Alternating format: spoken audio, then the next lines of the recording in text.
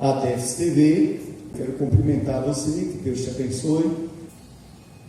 2 Coríntios 11, 16 em diante, diz assim: outra vez digo, ninguém me julgue insensato, ou então recebei-me como insensato, para que também me glorie um pouco. O que digo, não digo segundo o Senhor, mas como por loucura, nessa confiança de gloriar-me. Pois que muitos se gloriam, segundo a carne, eu também me gloriarei, porque sendo vós sensatos, de boa mente, tolerais os insensatos, pois sois sofredores. Se alguém vos põe em servidão, se alguém vos devora, se alguém vos apanha, se alguém se exalta, se alguém vos fere no rosto. Envergonhado o digo, como se nós fôssemos fracos, mas no que qualquer tem ousadia, com insensatez falo, também eu tenho ousadia. São hebreus, também eu. São israelitas, também eu. São descendentes de Abraão, também eu. São ministros de Cristo, falo como fora de mim.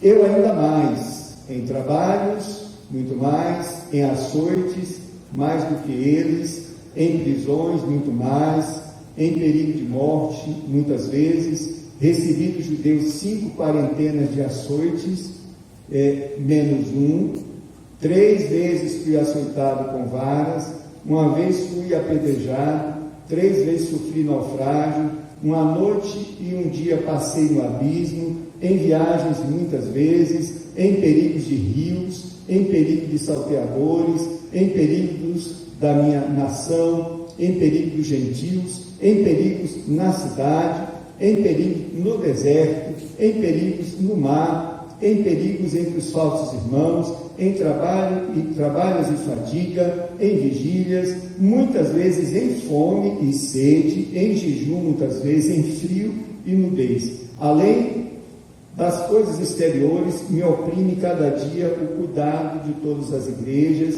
Quem enfraquece, que eu também não enfraqueça. Quem se escandaliza, que eu não me abrase. Se convém gloriar-me, gloriar-me-ei no que diz respeito à minha fraqueza. O Deus e Pai de nosso Senhor Jesus Cristo, que é eternamente bendito, sabe que não minto.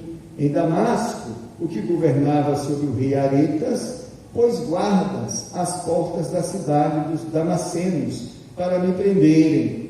E fui descido num cesto por uma janela da muralha, e assim escapei das suas mãos. Em verdade que não convém gloriar-me, mas passarei as visões e revelações do Senhor. Conheço um homem em Cristo, que há 14 anos, se no corpo não sei, se fora do corpo não sei, Deus o sabe, foi arrebatado até o 3º céu. E sei que o tal, se no corpo, se fora do corpo não sei, Deus sabe, foi arrebatado ao paraíso e ouviu palavras inefáveis, de que o homem não é lícito falar. De um assim me gloriarei eu, mas de mim mesmo não me gloriarei, senão nas minhas fraquezas. Porque, se quiser gloriar-me, não serei neste, porque direi a verdade. Mas deixo isso, para que ninguém cuide de mim mais do que em mim vê ou de mim ouve. E para que me não exaltasse pelas excelências das revelações, foi-me dado um espinho na carne, a saber, um mensageiro de Satanás, para me esbofetear, a fim de não me exaltar, acerca do qual 3 vezes orei ao Senhor, para que se desviasse de mim, e disse-me: a minha graça te basta, porque o meu poder se aperfeiçoa na fraqueza. De boa vontade, pois me gloriarei nas minhas fraquezas, para que em mim habite o poder de Cristo, pelo que sinto prazer nas fraquezas, nas injúrias, nas necessidades, nas perseguições, nas angústias por amor de Cristo, porque quando estou fraco, então sou forte. É um texto longo, mas foi necessário para esse objetivo. Podemos orar. Senhor, glória ao teu nome, Senhor. Estamos nesse momento diante da atuação da igreja, Senhor, com a oportunidade tão importante de apresentar a tua palavra, Senhor. Senhor, perdoa os nossos pecados, Senhor. Nos permita trilhar na Tua presença em santidade, Senhor. Ó meu Deus, em nome de Jesus, rogo a Ti a iluminação do Santo Espírito, que possa o Santo Espírito ter toda a liberdade nesta noite, para falar ao coração de cada um que aqui está, Senhor. Só o Senhor conhece a necessidade da Tua igreja, de cada um particularmente, e, portanto, dirige toda essa meditação, que ela seja aprovada por Ti, dirigida por Ti, e que alcance os corações, Senhor, em nome de Jesus. Amém. Amém, irmãos? Porque nós, ocidentais, reclamamos tanto, né? Reclamamos de tudo quando sofremos. Lembro-me quando eu estive na Índia, passei 10 dias na Índia, conheci irmãos muito pobres, paupérrimos ao extremo. E aqueles irmãos tinham um sorriso, né, no seu rosto, sorriso genuíno, sem ter nada, mas eles se sentiam felizes porque tinham Jesus. E quando a gente sentava para conversar com esses irmãos, eles não lamentavam que a vida estava ruim, que estava assim, que estava assado, que estava precisando disso, que Deus não estava atendendo. Não, eles falavam das maravilhas do Senhor. Eu realmente fiquei muito impressionado lá no Oriente, né, com aquele cristianismo, e me senti até humilhado, né, humilhado no sentido de que eu disse, minha fé diante desses irmãos parece que não é nada, porque os valores que eles vivenciam, eles conseguem filtrar todo esse conforto, né? Um cristianismo sem esse conforto ocidental que nós temos. Mas apesar de tudo isso, nós reclamamos muito, né, irmãos? Reclamamos quando sofremos, reclamamos dos governos, seja ele qual for, a gente está reclamando sempre, reclamamos da igreja, reclamamos dos pastores, né? Reclamamos dos irmãos, reclamamos de Deus. Essa é a mente ocidental, essa é a cosmovisão ocidental, que realmente é diferente de outros povos, e nós precisamos entender, fazer uma filtragem dessa, digamos assim, dessa maneira que o ocidental pensa, para nós pensarmos não como ocidentais, não como horizontais, mas pensarmos a vida, vermos a vida como verdadeiros homens de Deus que têm comunhão com o Senhor. É isso que basta para a gente, né? Sendo assim, o Senhor vai nos ensinar grandes lições, e a nossa vida será abençoadíssima. E abençoadíssima não quer dizer que a gente vai nadar em dinheiro, não é isso. Bênção na Bíblia não é diretamente relacionada com bens materiais. Bênção na Bíblia está diretamente relacionada com a presença de Deus em nossas vidas. Tá, irmãos? Todos nós conhecemos e temos notícia de pessoas abastadas financeiramente, mas que não têm paz, não têm presença de Deus, inclusive crentes, né? Que não vivencia a presença de Deus no seu dia a dia, mas come o melhor queijo, né? Come as melhores comidas, vive em palacetes, tem suas piscinas e tudo mais, mas presença de Deus não tem, porque não desenvolve comunhão com o Senhor. Então, isso é porque não entendemos o propósito das aflições, das tribulações, dos sofrimentos. A segunda carta de Paulo aos Coríntios, que a gente está trabalhando, descreve os sofrimentos de Paulo, né? Como a gente acabou de ver, foi até exaustivo, né? Os diversos níveis de sofrimento que esse homem de Deus sofreu, e era homem de Deus, que tinha comunhão com o Senhor. E a grande pergunta é: qual foi a atitude de Paulo diante de toda essa história de sofrimento, né? Quer dizer, se eu for fazer um negócio e der errado, acabou meu dia, acabou meu mês, acabou minha semana, acabou minha vida, aí só sobra blasfêmias. E se a gente tivesse uma situação semelhante a desse apóstolo? Segundo Paulo, tá? Havia ali, ele descreve parte dos seus grande parte, né, do seu sofrimento, da sua trajetória, mas parte desses sofrimentos tinha a ver com a dificuldade na igreja de Corinto, tá? Tinha obreiros que, segundo o próprio apóstolo, eu vou ler aqui o mesmo, quer dizer, o capítulo 11, versículo 13 e 14, porque tais falsos apóstolos são obreiros fraudulentos, transfigurando-se em apóstolos de Cristo, e não é maravilha, porque o próprio Satanás se transfigura em anjo de luz. Não é muito, pois os seus ministros se transfiguram em ministros da justiça, o fim dos quais será conforme as suas obras. Paulo tinha certeza que havia obreiros, que ele chama até de apóstolos, ali naquela região, naquela cidade, que eram falsos e que eram verdadeiros instrumentos de Satanás. Olha que coisa terrível, né? Segundo Paulo, esses obreiros, e segundo a gente vê ao manusear, né, o contexto histórico, a história dessa igreja, a gente vê que ali surgiram obreiros que estavam se aproveitando da igreja, inclusive financeiramente, né, fraudulentos, e que sabiam que Paulo, o apóstolo Paulo, que foi o fundador da igreja, o apóstolo Paulo era um guardião, digamos assim, ele era o fundador, se preocupava com a igreja, e Paulo tinha autoridade apostólica ali, e isso era um impedimento, né, desses obreiros se apropriarem completamente da igreja, explorarem a igreja, e quando viram que a igreja ouvia Paulo, observe, eles começaram a construir uma destruição da reputação do apóstolo, né?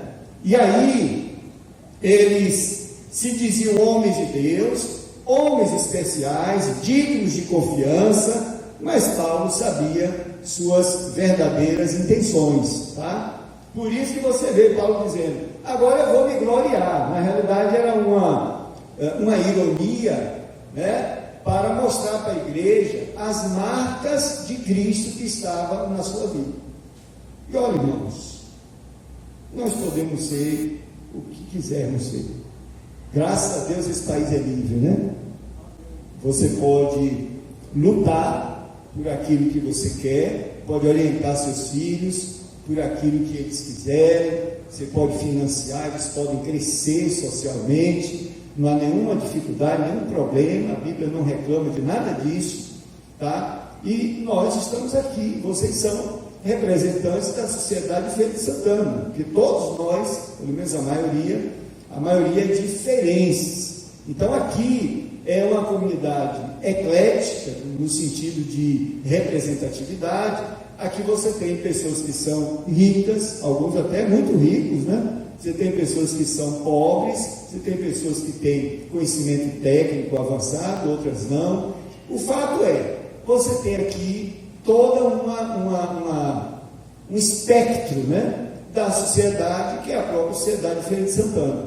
E o que eu estou dizendo é que as pessoas são livres para investirem nas suas vidas, para estudarem, para trabalharem, fazer seus negócios, e podemos ser muito do que quisermos, tá? Tudo isso. Agora, podemos crescer, entre aspas, né, literalmente, e tem gente que vive brigando, né, para esse crescimento, essa ênfase, né, aparecer, né, tem que botar meu nome, tem que botar minha foto para eu aparecer, quando eu estiver pregando, você tem que tirar foto que é para jogar nas redes sociais, tem essas coisas todas, faz parte da dificuldade, né, do caráter humano, mas o que conta é minha vida, irmãos, vou falar de mim, o que conta é que todos vocês vejam as marcas de Jesus Cristo em minha vida. É importante que o mundo todo e a igreja veja Jesus em minha vida e na sua vida. É isso que basta. Você já viu quando o crente morre, as pessoas que vão fazer discurso são levadas pelo Espírito de Deus para falar da qualidade do homem ou da mulher. Não diz assim, eu fiquei com saudade que ele me chamava para ir para o churrasco na casa dele todo final de semana. Não. O que vem à tona são as marcas de Cristo na vida daquela pessoa. É a trajetória cristã de vida, de fé, de convicção, de comunhão com Deus que fica. Esse é o registro, essa é a marca. O apóstolo Paulo, apesar das dificuldades, apesar dos sofrimentos, ele queria mostrar, porque inclusive os seus inimigos diziam: Paulo não é apóstolo, que autoridade pastoral é essa? O cara só anda apanhando, só anda tendo dificuldade, né? Com fome, dependendo de A e de B, trabalhando para se matar e para se manter, se matando de trabalhar para se manter. Como é que é um apóstolo? Esse era o discurso dos inimigos de Paulo dentro da igreja. Mas ele dizia: eu trago em mim as marcas de Cristo. Eu estou tendo o privilégio de participar dos sofrimentos, das aflições do próprio Cristo em minha vida. Eu sei estar com dinheiro no bolso, como se não estar com dinheiro no bolso, eu sou a mesma pessoa. Cristo para mim é suficiente, Ele basta. Esse é um nível de consciência sobre o sofrimento, sobre as aflições, que todos nós, eu particularmente, preciso aprender, para que eu não me acostume com a coisa errada.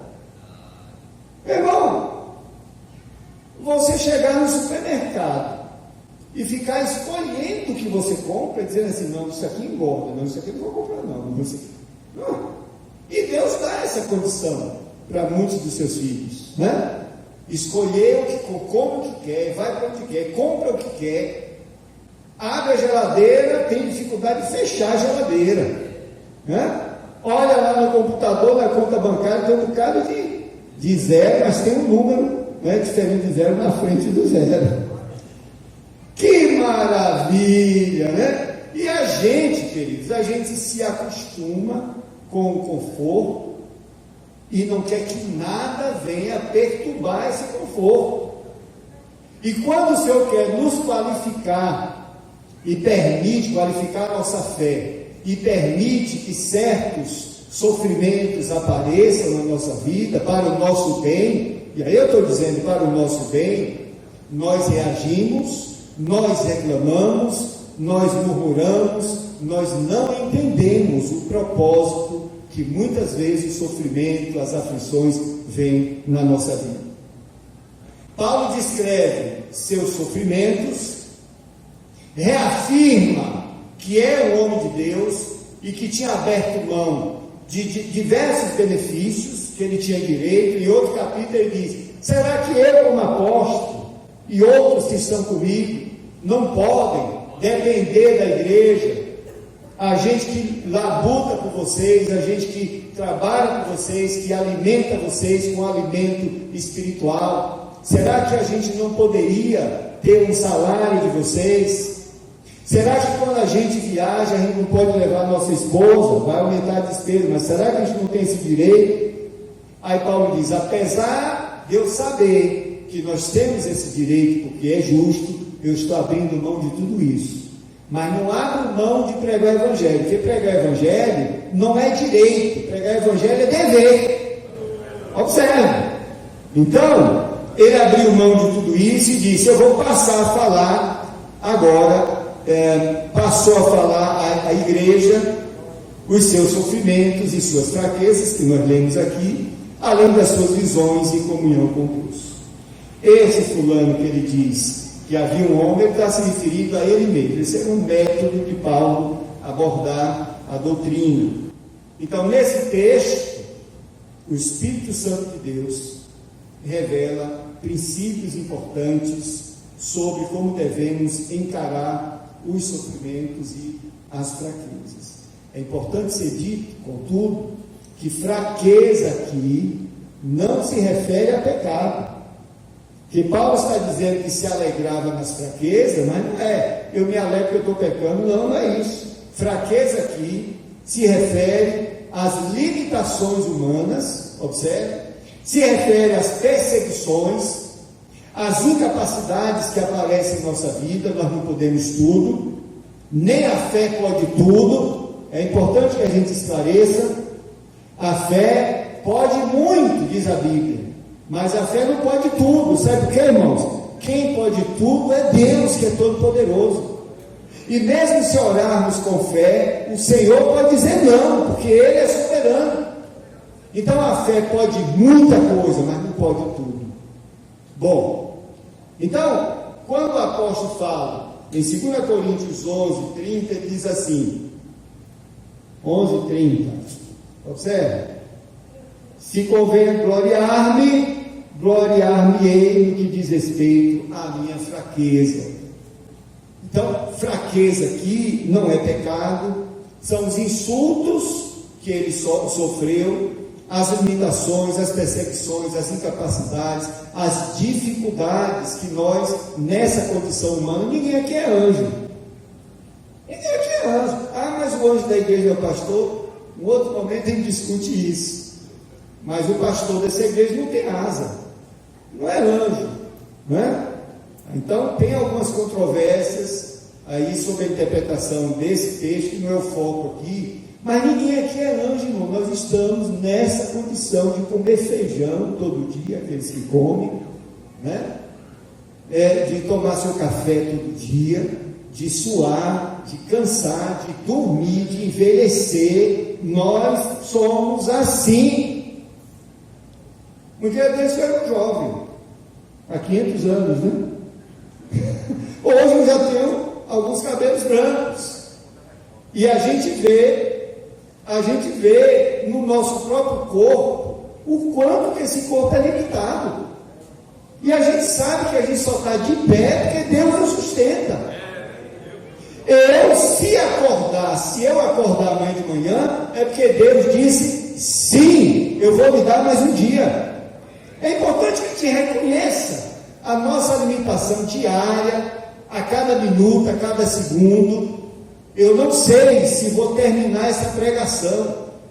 Eu posso ter um problema de saúde e não sobreviver, irmão. Eu estou sustentado por causa do poder de Deus que quer que eu permaneça. Eu quero dizer para a igreja que Deus me permitiu sentir, quando eu estava no hospital internado, eu senti a sensação do extermínio do ser humano, desse corpo físico.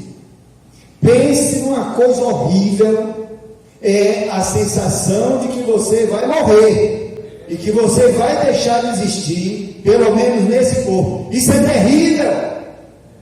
Foi o que eu senti, mas eu vi que aquilo era o peso, observe, irmão, o peso daquilo que Deus diz. Ele disse: ao pó você vai retornar por causa do pecado.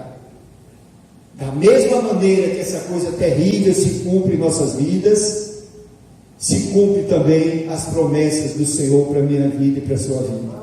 É o mesmo Deus que diz: você vai para o pó, vai passar pela experiência de você ver o extermínio da sua vida física, seu corpo vai ficar. É o mesmo Deus que diz: não temas, eu estou contigo, eu sou todo poderoso em todo momento. Eu não só estou contigo na hora da alegria, eu estou contigo na hora do sofrimento também, na hora das aflições também, na hora da tribulação também. E quando você que a minha igreja sofre, eu sofro junto com você. É isso que é princípio que está aqui nas Escrituras. Você gostaria de ajudar um filho desempregado, né? Mas você não tem como ajudar. Ele tem uma família grande, você também tem uma família grande. O máximo que pode fazer é dividir uma cesta básica e olha lá. O nome disso é limitação.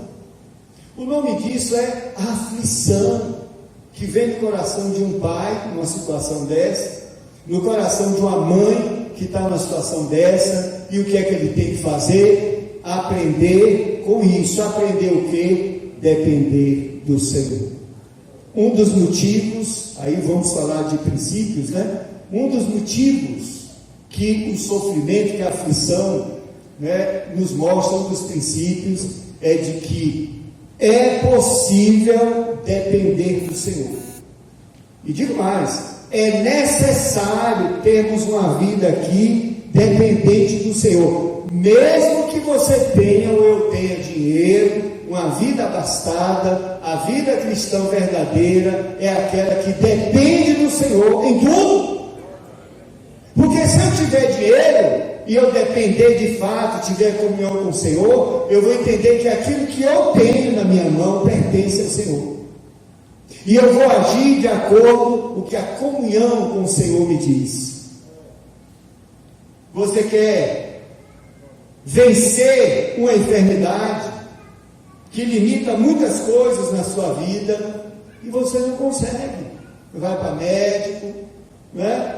Faz exame, toma remédio, não resolve. E a gente vê a história da igreja, de homens e mulheres de Deus que foram até o fim e não foram curados, mas morreram, foram para a glória. Ao longo da sua vida tiveram uma vida brilhante com Deus, apesar das dificuldades na sua saúde. Tem crente que Deus cura, mas tem crente que Deus diz: não, meu servo, não vou curar não. Eu quero desenvolver dependência sua, eu quero que a nossa relação se estreite. Olha que coisa linda. Porque para Deus, irmãos, para Deus, esse corpo nosso já está morto. Isso aconteceu lá no Éden. Então Ele quer construir algo infinitamente mais excelente do que esta vida aqui. Ele nos sustenta nessa vida, mas enquanto estamos nessa vida, o Senhor está se revelando a mim, se revelando a você. Glórias a Deus. Abraão tinha muita coisa. Abraão era rico. Abraão, tinha seus gados, seus servos, mas estava no meio de uma família ímpia, de uma família politeísta. Abraão era politeísta, e de repente o Senhor se revela para Abraão. Olha que coisa linda, né? Ao longo do tempo Deus vai se revelando, vai provando a fé daquele homem, e ele vai aprendendo o quê? Caminhar com o Senhor. E a relação dele com Deus foi se aprofundando. Ele saiu de uma situação de segurança com sua família, com sua parentela, endereço fixo, e agora ele foi para onde Deus ia mostrar. Ele não sabia para onde ele ia, ele só confiou naquilo que Deus lhe disse, na palavra do Senhor. E o Senhor foi levando ele pelo deserto, e ele foi confiando no Senhor, e nessa adversidade diária foi desenvolvendo um relacionamento com o Senhor. Às vezes a gente é crente, se relaciona com todo mundo, menos com o Senhor, Com o Senhor é assim: Senhor, abençoe esse alimento, obrigado, Senhor, amém, Senhor, abençoe o meu trabalho, meus estudos, meu filho, minha filha, e basta. E é só isso. Deus só serve na minha vida para me dar bênção, e eu converso com Ele alguns momentinhos ao longo do dia, e olha lá, mas Ele é Deus, Ele me ama, então Ele vai me dar tudo que eu preciso, e eu reduzo o meu relacionamento com o Senhor desta maneira. Mas, irmãos, Deus quer relacionamento, intimidade, proximidade comigo e contigo. Ele quer um verdadeiro relacionamento de pai comigo e contigo. Não um padrasto, não um pai que abandonou a casa, mas Ele quer ser um pai maravilhoso. Ele quer se revelar a nós. E Jesus disse: eu e o Pai viremos e nos manifestaremos àquele que crê em mim. Glória a Deus. Você tem projetos para melhorar sua vida e de sua família, mas não tem tudo na sua mão. Isso é limitação. Isso pode trazer apreensão, angústia, pode trazer aflição, mas o nome disso é oportunidade. Oportunidade. Quando enfrentamos essas dificuldades, é o Senhor dizendo: meu servo, eu estou aguardando. estou vendo você nessa dificuldade, estou vendo você nessa angústia, mas eu estou aqui para que você perceba o quanto eu posso agir na tua vida. Eu estou aqui para desenvolvermos comunhão. Essa é uma oportunidade. Então, diante dessas limitações, devemos aprender a depender do Senhor.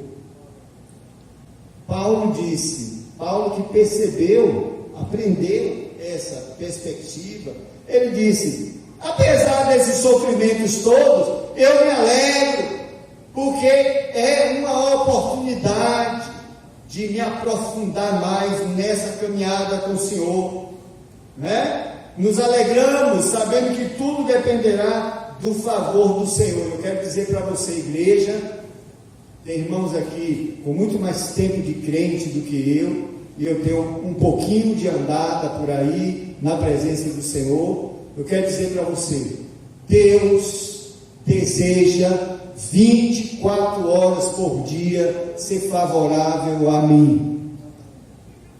O favor do Senhor está à minha disposição, está à tua disposição, porque Ele nos ama. Mas eu preciso entrar nessa esfera onde Deus está. Eu preciso entrar pela fé, né?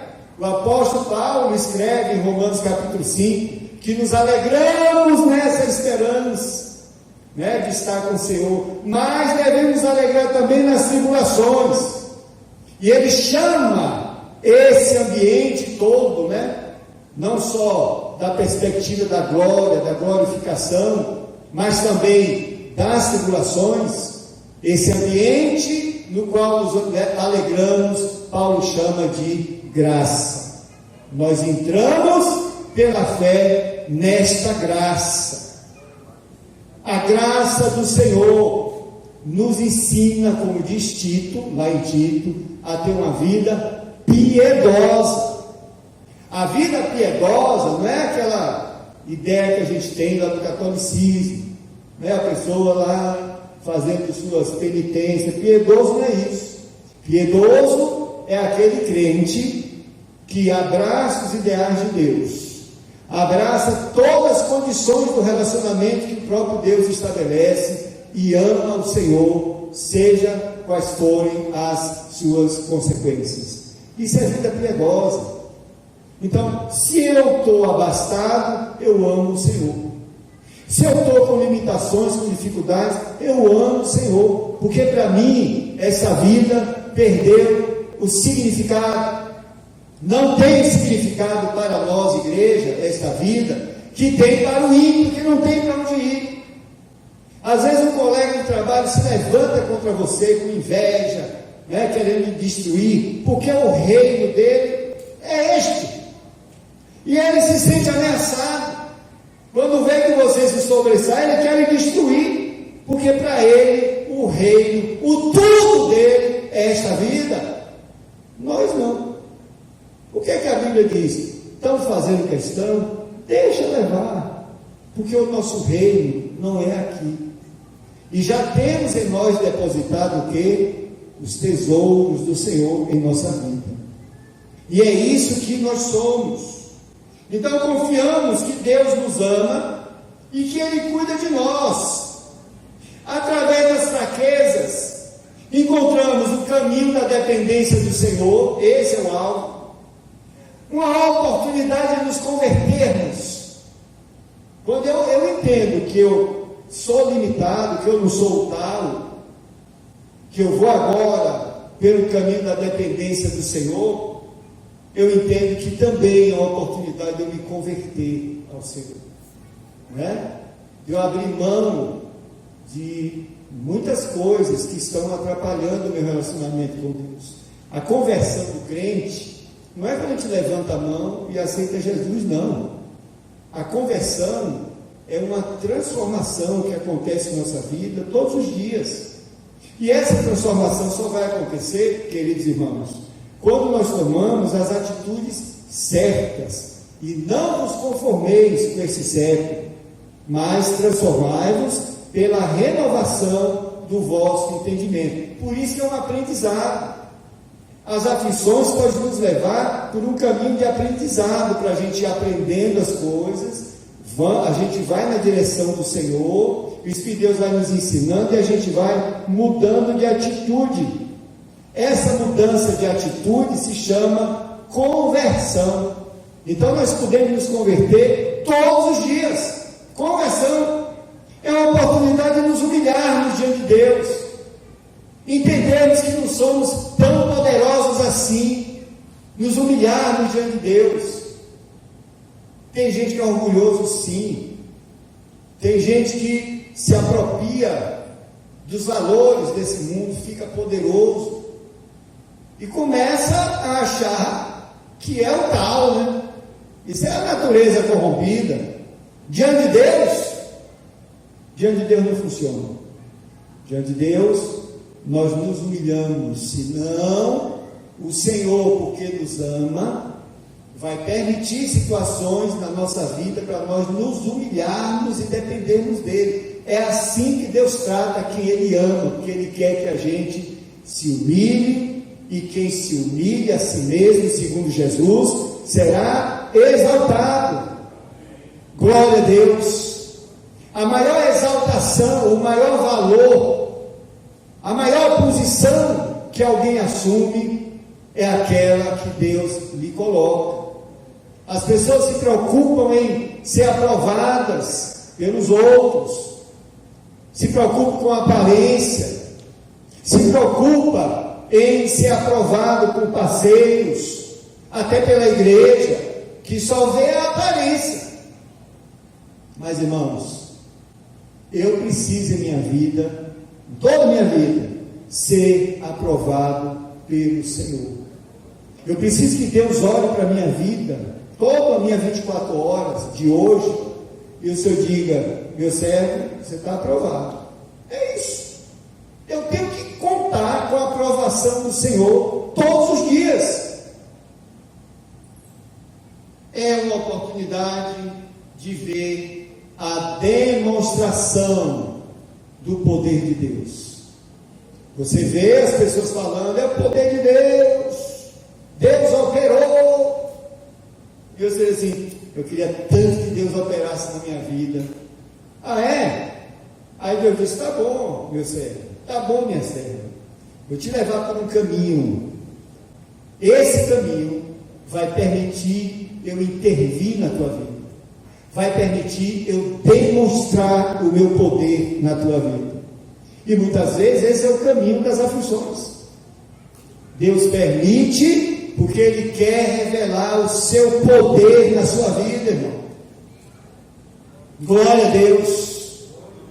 Glória a Deus. Podemos contar milhões de milagres, todos nós, que acontecem em nossa vida, porque Deus abraçou a minha causa.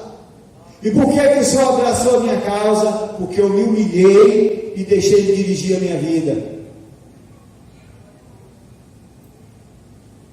Residência universitária, morei em Salvador, residência universitária na época de faculdade. Vou contar só um negocinho bem pequenininho, dos milhares de milagres que o Senhor fez na minha vida.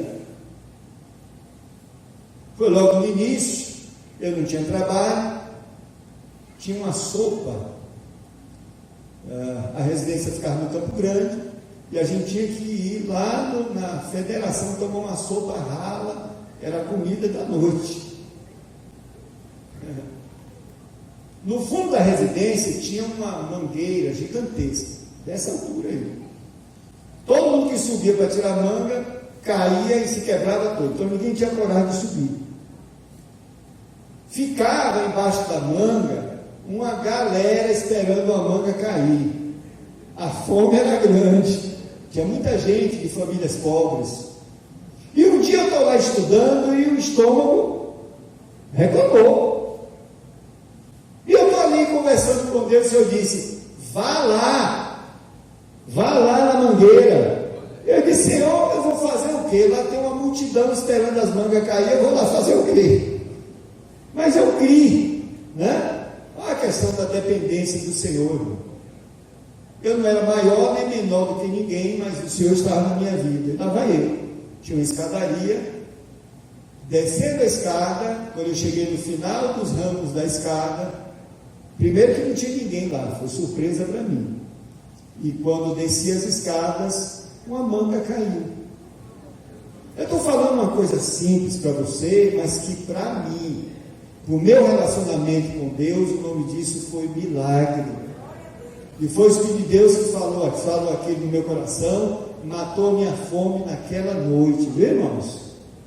Então, nós precisamos aprender a depender do Senhor. Hoje que eu tenho dinheiro para comprar um centro de manga e passar o dia todo chupando, se eu pudesse, eu preciso me manter dependendo do Senhor do mesmo jeito. Essa é a questão. Essa é a questão da fé. Eu não me relaciono com o Senhor por causa daquilo que Ele me dá. Eu me relaciono com o Senhor porque eu amo e porque Ele é o Senhor. E eu não abro mão dEle. Estando em dificuldade, estando em bonança, Ele é o meu Senhor. Eu não quero perder comunhão com Ele. Glória a Deus. O Senhor cuida de nós.